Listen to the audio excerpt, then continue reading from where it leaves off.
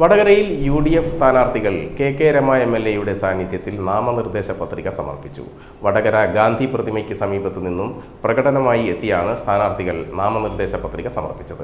രാവിലെ ഗാന്ധി പ്രതിമയിൽ ഹാരാർപ്പണവും പുഷ്പാർച്ചനയും നടത്തിയാണ് UDF സ്ഥാനാർത്ഥികൾ നാമനിർദ്ദേശ പത്രിക സമർപ്പണത്തിനായി പുറപ്പെട്ടത്. 48 സ്ഥാനാർത്ഥികളും ഒന്നിച്ചെത്തി ഗാന്ധി പ്രതിമയ്ക്ക് സമീപത്തു നിന്നും പ്രകടനമായാണ് മുനിസിപ്പാലിറ്റി ഓഫീസിൽ എത്തിച്ചേർന്നത്.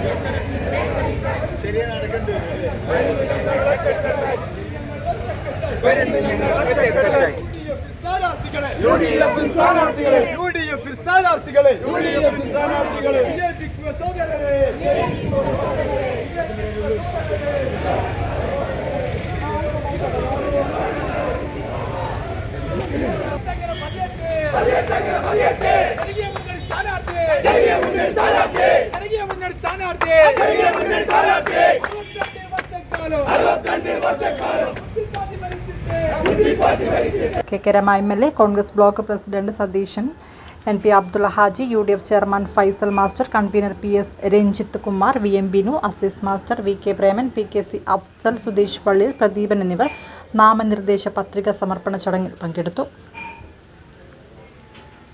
വടകര മുനിസിപ്പൽ തെരഞ്ഞെടുപ്പിൽ ശക്തമായ മുന്നേറ്റമാണ് UDF RMP സെക്രട്ടറി. നേരത്തെ ഈ തെരഞ്ഞെടുപ്പിൻ്റെ അജണ്ട ഇടതുപക്ഷമാണ് നിശ്ചയിക്കുന്നതെങ്കിൽ ഇന്ന് തെരഞ്ഞെടുപ്പിൻ്റെ അജണ്ട മാത്രമല്ല സ്ഥാനാർത്ഥിയെ കാണുന്നതിൽ പോലും UDF ആണ് ഒരുപടി മുന്നിൽ.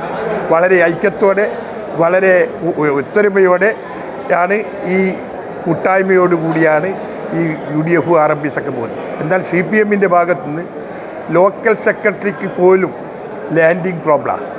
ബോർഡ് വെച്ച സ്ഥലത്ത് പോലും ലോക്കൽ സെക്രട്ടറിക്ക് വോട്ടിനായി ഇറങ്ങാൻ കഴിയാത്ത സാഹചര്യം ഉണ്ടായതിനു ശേഷമാണ് ലോക്കൽ സെക്രട്ടറിക്ക് ആ സ്ഥലം വിട്ടുപോകേണ്ടി വന്നത്. UDFനെ സംബന്ധിച്ചിടത്തോളം RMPയെ സംബന്ധിച്ചിടത്തോളം 48 സീറ്റുകളിലും സുതാര്യമായി എല്ലാ വാർഡിലും ഐക്യകണ്ഠന വാർഡിൽ നിന്ന് വന്ന സ്ഥാനാർത്ഥികളെയാണ് ഇപ്പം നിർത്തിയിരിക്കുന്നത്. വിജയം സുനിശ്ചിതമാണ്, അതിലൊരു സംശയവും വേണ്ട.